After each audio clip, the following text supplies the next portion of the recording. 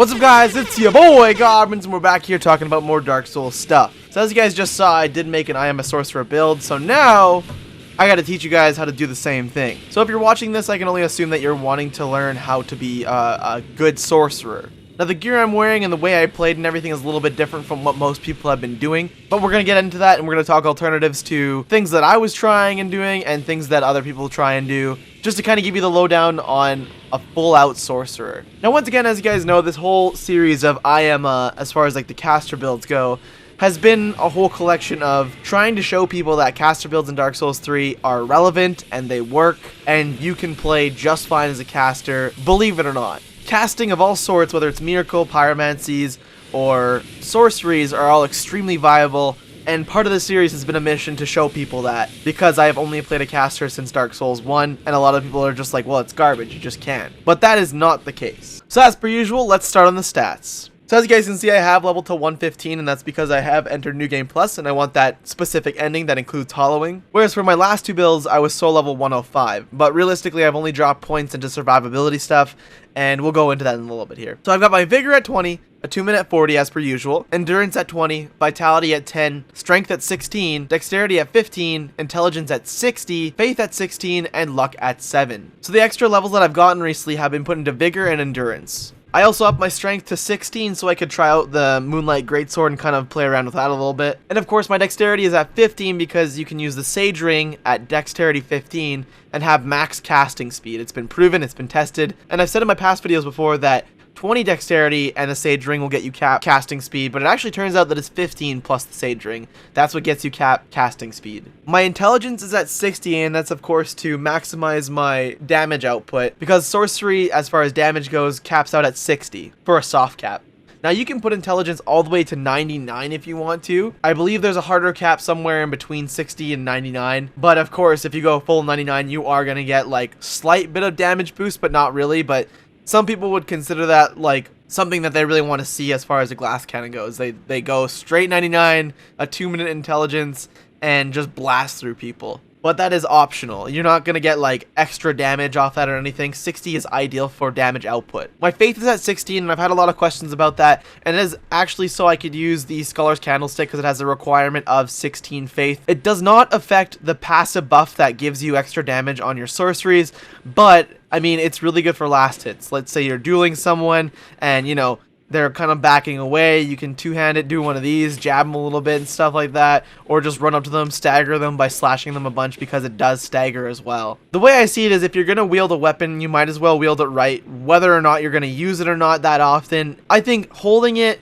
and using it as a viable source of damage just in case shit goes bad or hits the fan, it's probably a good idea, honestly. So I mean, dropping those points into faith really isn't that bad of an idea. But once again, you can put those points wherever you want, because you can actually equip the Scholar's Candlestick without the requirements and once again still get the boost on sorceries. Now once again, people ask me why 40 Attunement, and honestly it's because I like having the variety of spells, and 40 Attunement is what gets you the soft cap on FP. Having 40 Attunement will get you the max amount of FP available alongside a myriad of open spell slots where you can have tons of variety within your casting. And personally, that's me. I like to do that. As you guys can see in my attunement slots in the bottom right, I like my spells. I like to have a bunch of different stuff to throw at people because it only makes sense to me. Keeping your opponents on their toes in PvP and in PvE, having just a utility belt of things you can use, it makes sense to me. It always has. So as you guys can see, I've got Scholar's Candlestick in my right hand, and once again it's at +9. You guys don't have to upgrade it to get the buff on it, but honestly, the way I see it is if I have a weapon equipped, I'm going to use it to its fullest potential, even if it doesn't mean I use it at all, to be honest, but at least I have it there just in case. But otherwise, once again, the reason you want to have this weapon on is because it passively buffs your sorcery damage, and it's kind of like the Dust Crown in that sense where it boosts your magic damage. You're going to want to use this. This is going to want to be in your character's hand at all time. You can two-hand your staff, and it'll be put in the offhand and like put away. As long as it's on your person at the same time, you can actually get that damage boost. The minute you move it off and switch out a weapon, if you hit left on your D-pad or whatever you're doing, if you have alternative stuff, it's going to remove that sorcery buff. You have to have it equipped and there readily available in order to get that sorcery buff. So next up, we've got the Sage's Crystal Staff +4. Of course, you want to have it fully upgraded as soon as you can for max damage output. I just started a new playthrough, and unfortunately, I couldn't get to, I was out of Titanite slabs. What can you do when you're out of Titanite slabs, right? So, I just had to go grab some, of course, through this playthrough still, and move along with that. But otherwise, I prefer this staff. People will argue that Court Sorcerer staff is better. Both have great abilities in what they do. It all depends on what you want to play and how your playstyle is, realistically. So all staves have Steady Chant ready and available. Steady Chant gives you the extra damage output, and on most staves it gives you an extra damage output of 12.5% for all your magics and sorceries. Sage's Crystal Staff, when it has Steady Chant available, gives you an extra 40% damage on all your spells and sorceries, apparently. But otherwise, Court Sorcerer Staff +10 deals more damage without Steady Chant available. So if you have the time to step back and use Steady Chant and actually go hit things afterwards, you're going to notice that damage difference, and it's going to make a huge difference for PvP and PvE especially. And another downside of Sage's Crystal Staff is that it does use more FP when you cast, but the trade-off once again is extra damage, more FP cost, as long as you have Steady Chant available. As long as you have that chance to step back and use Steady Chant, it is the optimal staff to be using for max damage. Otherwise, if you feel like you don't have the time, or if you're like an aggressive dex build of some sort, and you're like a dex caster type build with like a katana or something, I don't know, then use Court Sorcerer Staff, because you're not going to have the time to Steady Chant. You're going to just want to hit things and get that max damage a lot faster, essentially. But personally, the way I play and the way that I liked this build was with Sage's Crystal Staff, and that's just what I enjoy. Otherwise, you can use one or the other, but really weigh out how it plays with your playstyle. So next up, we've got the Crown of Dusk, which once again boosts your sorceries, but also lowers your defense, similar to the Clutch Ring, just in a different sense.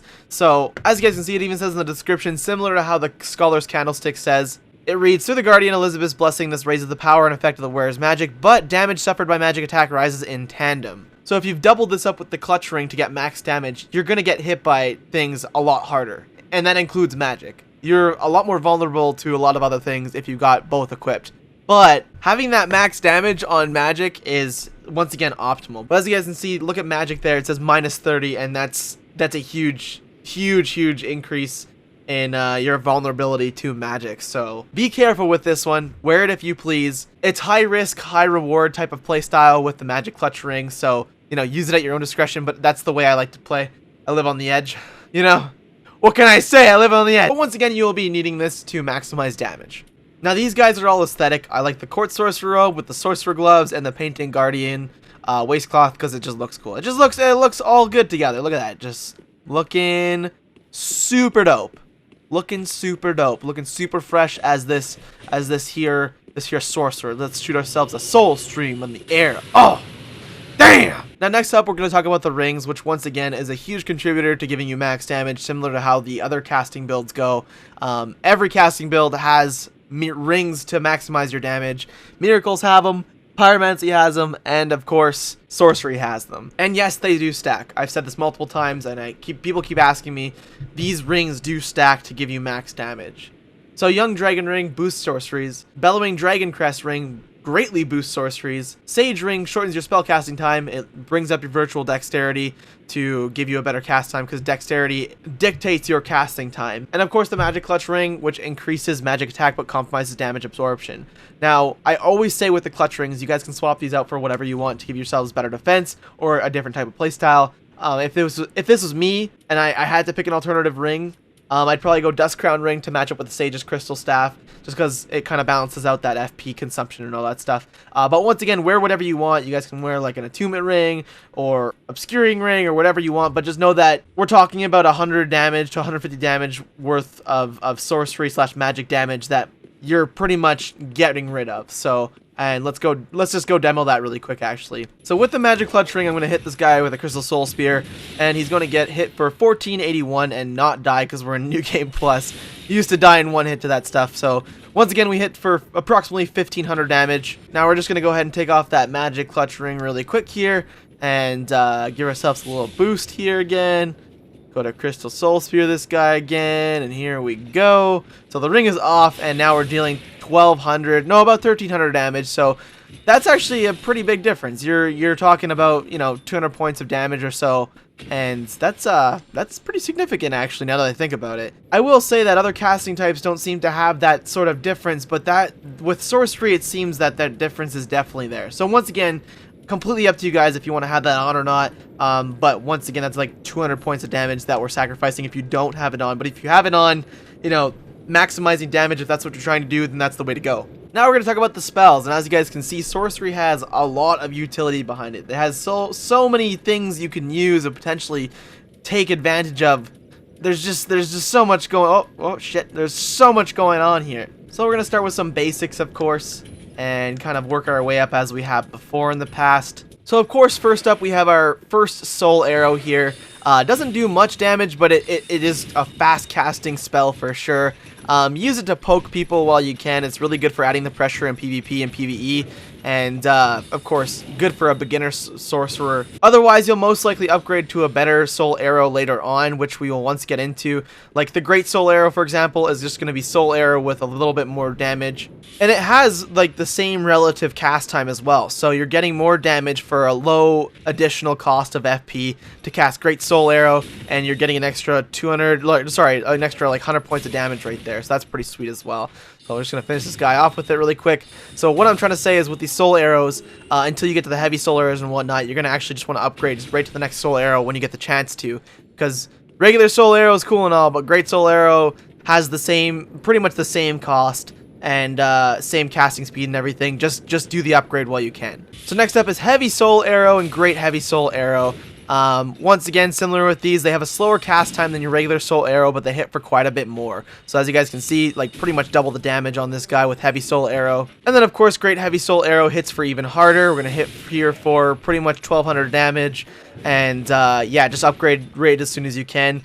The heavy soul arrows do have a slower cast time than regular soul arrows, so once again, keep that in mind. So once again, it's just something to note. It's like a little bit of trade-off just to get that upgrade, and it's definitely worth your time. Now, another thing to note is that I am using my Sage's Crystal Staff, and I'm using it with Steady Chant. That is giving me max damage. If you guys do any testing without Steady Chant on, you will notice that significant downgrade in damage for sure. So next up, we're going to talk about both the Farron Darts. They're a very low-cost poke spell, very good for applying pressure in PvP, very good for last hitting, very cost-effective, and you can just be spamming these as much as you'd like to. And like I said, it really applies the pressure, so that's just Farron Dart right there, as you guys can see, dealing about, 100 to 200 worth of damage right there. Now we go to Great Farron Dart. It's a little bit heftier, dealing 200 damage approximately per Farron Dart there. And it's the same cast speed as Farron Dart, so just upgrade it as soon as you can to Great Farron Dart when you get the chance to, for sure. But Farron Dart, honestly, is probably going to be one of your best utilities. This thing is sweet in PvP. You'll notice that people will run away from you. They'll exhaust their stamina trying to run away from your Farron Darts. And it's an extremely effective and costly effective spell to be using in both PvP and PvE. PvE, of course, is just so you get that extra fast cast time on things. And once again, you could just be hitting things with that like it's nobody's business. It's super fast spell. Now, next up, we've got Farron Hell. And you guys will see those sorcerers and the Grand Archives use this quite often. But this is like the shotgun of sorceries. So if I cast it back here, of course, it's not going to really hit too much. Probably won't even hit this guy at all, to be honest. Okay, I hit him a little bit. And you're just shooting off multitudes of Farron Darts, which is pretty sweet. But, what the fuck? Okay, there we go. But this is a shotgun, man. You hit up close with it, and you can get up to like 1k damage with one Farron Hail. And it's got a fast cast time, very effective against opponents, both PvE and PvP. More preferably PvP, of course, because if you get in close with someone that's like face hugging you or something, or you're like fighting against an aggressive build, you just hit them with these Farron Hails and they will die. They will for sure die. It's awesome. Now next up is Homing Soul Mass, which does one of these. You guys have all seen this before. That classic surrounded by ambiance type thing for most caster builds, which is really sweet. Get that light effect. Now, as you guys notice, if you hit walls with this, they will go away. Hold on a second. There we go. Yeah, so you got to be very careful about hitting walls with this. Soul Mass, both crystal and regular, are great for watching your corners in PvP and PvE, of course. And you'll notice that it's a significant form of defense to keep you safe, especially when you're around stuff like this. So this is regular Homing Soul Mass, not hitting for too much, but it is at least something. And you'll see a lot of people do one of these. For example, let me just see what this guy is here. You'll see a lot of people do one of these where they'll cast it and they'll find their opponent and they will just backstep into them and hope that that hits them just like that. Very effective in PvP, and it throws almost everyone off guard. I would highly recommend doing that if you get the chance to, if you plan on making this build. You'll notice that difference, that strat really helps. Otherwise, use this as a defense mechanism. Use it against people that are once again face hugging you, and use it in regular invasion PvP when people are coming around corners very quick and trying to, of course, kill you, or if you're trying to kill people. So now next up is Homing Crystal Soul Match, which is a little bit more costly, but you know, you get more damage output. So as you guys can see, I dealt 1k to that guy, and let's just demonstrate that classic PvP strat before this guy hits me again. So once again, you're just gonna go ahead and cast that, find your opponent, and just start backstepping right into them and kill him, of course. So I was a little off put on that one, but once again, great for PvP. And they are homing. They're homing crystals that will track your opponents very quick and very fast, and they pretty much just have to know that they can dodge it. Now, while we're talking strats, there is a quick little combo strat with this, actually, with homing Crystal Soul Mass and, for example, Crystal Soul Spear. So what you're gonna do essentially is just walk up to someone. They're gonna notice you're there. You're gonna launch a Crystal Soul Spear immediately after, and that's 2,700 damage right there.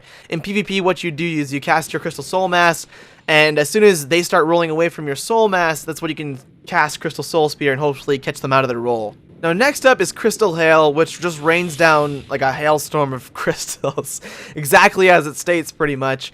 It's not bad, it's also not very good, but it doesn't really track your opponents. It launches this crystal up in the air and kind of tosses them down. There's not much tracking to them. It's got very, very light tracking if you're locked on to your enemies. If you're not locked on to enemies, then it kind of just randomly spurts everywhere. So what I recommend using Crystal Hail for is for applying the pressure in PvP, and of course for taking out multiple enemies in PvE that need last hits essentially. But otherwise, you kind of just get this going, and it can take a while to hit. But I find, once again, this is best in PvP to apply that pressure. You can use this in combination with Crystal Soul Spear. So launch up a Crystal Hail, see them dodge roll, and hopefully catch them with a spear out of their roll, of course. Now next up is regular Soul Spear, and it hits pretty hard for its FP cost, which is awesome.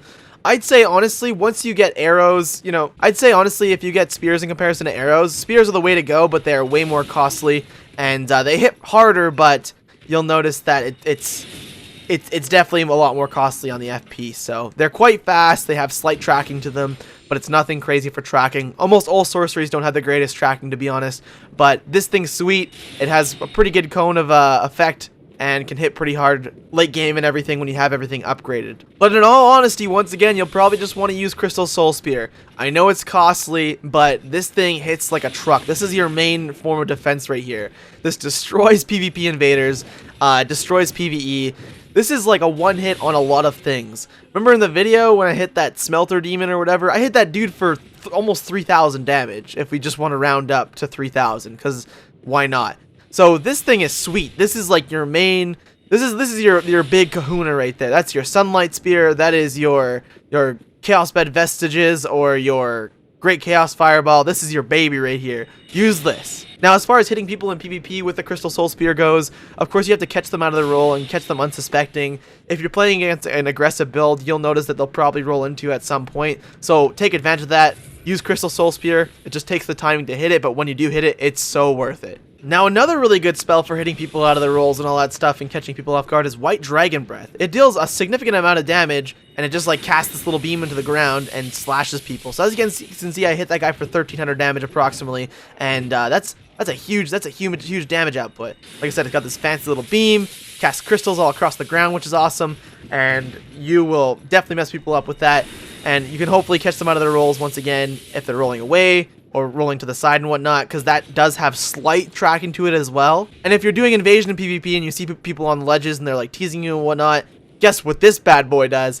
It also goes up ledges and walls. It goes straight up. It's got versatility to it. It's a great little spell to have for utility. So definitely take advantage of that if you can. It's great in multiple situations for PvP and whatnot. And I love this spell now. This spell's another really good one. I'd say this is like necessity on the utility belt for sure. And it's pretty good for PvE as well, especially for that AoE and for its ability to climb up walls, of course. Now, next up is everyone's favorite Kamehameha. This thing is awesome. Soulstream is fantastic. It looks cool and it sounds badass, and it's probably the most frightening thing for anyone to see. Even when you're fighting against the final boss. I dealt 2,000 damage to that guy just now, just to kind of give you an idea. So your enemies have to be within that laser beam of effect, of course, to be hit by it. If they're like anywhere within vicinity of it, like even just kind of on the outskirts of it, they will get hit and damaged by it. It's kind of like a damage over time kind of thing. It has an insane amount of range, as you guys can see. I'm just going to launch that one more time there, and it just goes as far as it possibly can, pretty much. It's a sweet sorcery. Now, hitting in this in PvP isn't the most realistic, to be honest, but if you can manage it, it's awesome, and it looks cool. I've yet to pull it off, and I almost hit a couple people with it, and even then, most people will actually roll out of it because, once again, they have to stay in it for that extended amount of damage. It does stagger people. It launches things back. It launches things back in both PvP and PvE, so really good for gank squads and whatnot. Really good for invasion PvP, for catching people around corners. And I do recall seeing this Japanese dude's video on YouTube using Soulstream at a low level, and he was using it on the Honor Londo stairs and just launching Soulstream down the stairs while he was invading, and that was extremely effective as well because it has that range to it. So it is kind of conditional and or situational, whichever way you like to put it, but it is still a fantastic spell, and if you can land it and pull it off, I highly recommend using it. Now, next up, we're going to get into our sword spells, such as the Soul Greatsword. So this thing is sweet because it has a huge arc range on it. So if you're using it and people are rolling behind you in PvP, or in PvE even, you're going to hit them regardless. This has a huge range on it, some great tracking on it. It's got a ginormous swipe, and the damage is pretty much there as well. Also staggers opponents, which is great. Doesn't stagger as good as Fair and Flash Sword, but it's definitely a great utility to have if you're wanting to get up close and personal, or if you're fighting someone that's kind of mid-range as well. And the last serious offensive spell we're going to talk about is Fair and Flash Sword. Now this is sweet too because it staggers and it hits not that hard, but it staggers in a massive amount, and you can just spam this all day against builds. You can just hit people with it and just take them out like it's nobody's business. Doesn't even matter. Boom. I've seen people try and parry this, and like, it doesn't work out for them, obviously, because it's not that great. But this is honestly more like slashing a lance or like a spear of some sort, because it has such crazy range to it. And like I said, the stagger on this is massive. Especially in PvP, people get hit with this and they get stumped so hard, they're like, I don't even know what to do, and they'll roll away. And even when they roll away, you can still keep hitting them with this if you need to. Or like, you mix it up with the Fair and Flash Sword and hit them with the candlestick a couple times. Double hand the candlestick, hit them with the slash for the jab and all that stuff, switch back to Fair and Flash Sword, and boom, boom, you probably won. Also, as you guys can see, it has a very low cost for FP. It's quite effective. You know, if people are going to get offended at you drinking some blueberry juice, then this is a really good spell to have, of course. Now, I'm going to briefly talk about the spell buffs as well. We got Magic Weapon, Great Magic Weapon, Crystal Magic Weapon, and Magic Shield there. Crystal Magic Weapon, of course, is the best spell buff you can get, and I highly recommend you guys use it. Looks super cool as well, which is awesome. But I wouldn't run this with this build. It's more like for a hybrid build and whatnot. Once again, it is very effective in a hybrid build when you have your staff in your left hand and you're just slashing things with this. Good for great swords that, of course, aren't boss great swords that you can actually apply Crystal Magic Weapon to. You can tumble buff, I guess, if you want to, but I'm not going to tell you how to do that, and I'm not going to recommend doing that because tumble buffing's a bit of a dick move, to be honest. But it's possible. So really, once again, these are made for hybrid builds, hybrid magic builds, hybrid casting builds. If you're making like a luck build, it's probably pretty helpful as well. So once again, use these primarily in hybrid builds. Otherwise, you're not going to use it much for a pure sorcerer build. So another few things to note about this build is I have a couple recommendations with it as well. And that is, take the time to steady chant if you can. Steady chant whether you're using Court Sorcerer Staff, Sage's Crystal Staff. Use it whenever you can. The extra 12.5% damage on all other staves is extremely helpful. And of course, very, very necessary on the Sage's Crystal Staff if you want maximum damage as a sorcerer. If you have the chance to roll away in PvP or PvE, please use Steady Chant. You'll notice it's a huge difference in damage, and it's extremely helpful in all types of scenarios. Anywhere from 100 to 500 damage is noticeable. And as I mentioned before, use your Scholar's Candlestick. Honestly, I have the requirements for Scholar's Candlestick, once again, just to use it if I ever needed to. If you run out of FP in a tough situation, you're fighting skeletons and you can't back up, fast enough to use some blueberry juice, you at least have your candlestick to help defend yourself. That also counts for PvP as well. I want to say the candlestick is a type of dagger, and it does stagger. So use it whenever you can. In my first fight in that I Am a Sorcerer video, I actually used it to get a last hit on a guy after hitting him with Fair and Flash Sword. And yeah, do combos like that. Plan it out. Or if you're making like a dex build of some sort, this also scales off dexterity. So, you could even do that if you wanted to as well. And my last bit of knowledge that I should have been talking about in my last few caster build videos as well is that you need to time everything. I see a lot of people saying like, I don't understand how this build works. I don't understand how you hit things. I don't understand how people take damage from the things that I'm casting. You need to play smart and you need to time things, and you need to be one step ahead of your opponents at all times. If you're going to cast a Crystal Soul Spear, know that it takes some time to cast, and predict that your opponent is going to be either aggressive or non-aggressive, if they're going to dodge it or not. Don't get greedy, or else you're not going to hit things. That applies for all casting types. With this especially, you'll notice that like with Dex builds, you can see them getting aggressive, and you can predict that. You can say, okay, well, I'm going to spin around a couple times, start casting my Crystal Soul Spear, lock onto him, and hit him when he's in his roll or something like that. People have their ticks, and it's noticeable, and even with the lag in Dark Souls 3, you kind of get used to it in PvP, which is unfortunate to say, but you can definitely tell what people are going to do in PvP duels when you've been fighting them for like a minute or so. You kind of get an idea of what they're going to do and how they play and whatnot. So you have to do the same by playing smart and just time your things out. Understand your opponent and understand their build before you actually start casting this kind of stuff, or else you're not in for the greatest time, I will say. Another thing, of course, is this build is squishy.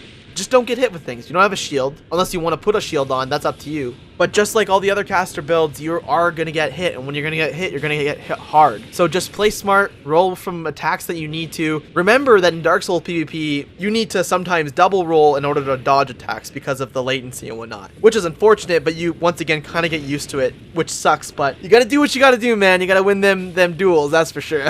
So to summarize, I loved playing this build. This build was a lot of fun. I hit up New Game Plus, rebirthed really quick, and I couldn't believe how powerful Sorcery was alongside its casting counterparts. I do plan on doing a comparison video between all casting types and talking about my videos a little bit just to kind of tell you guys about my experience and whatnot, but Sorcery has honestly been a blast. I would highly recommend this to anyone that wants to be an absolute glass cannon because you hit for some pretty optimal damage, and playing a Sorcerer, you have those extra items like Dust Crown and the Candlestick to give you optimal damage, whereas the other casting types unfortunately don't have the same type of items. This build is more of a mid-range build and is good for making hybrid type builds out of as well. Has lots of utility, very similar to Pyromancy, and can be either aggressive or non-aggressive, similar to Miracle casting or whatnot. And as I've stated before, the Sorcery utility belt is quite a big one. You've got all sorts of things that you can take advantage of, all sorts of strats you can figure out and take advantage of. It really is a fun time. And I can honestly say I'd recommend this build to anyone kind of starting to cast. This would probably be one of the easier builds to definitely figure out for someone that's moving from like a 40-40 quality build or like a greatsword build into this type of build. So yeah, and that's everything I had to talk about for this build guide. I hope you guys enjoyed this. I hope you guys try out some sorcery or some casting of some sort now that we have all three archetypes out of the way. Next up, we're going to be doing a hexer / dark magic build. That'll be my next thing to hit up. And I'm also once again going to be doing like a sort of caster type overview and which you should play as and how they play differently for as far as offensive miracles, pyromancies, and sorceries go. So stay tuned for that as well. And there's also some new patch notes which I had to get through. So there's a couple projects that I have to get through just so we can talk some more Dark Souls stuff. So once again, stay tuned, guys. So take it easy, guys. Have a general good. Drop a like for your boy, Goblins. And I'll see you guys in our next Dark Souls video. Peace out!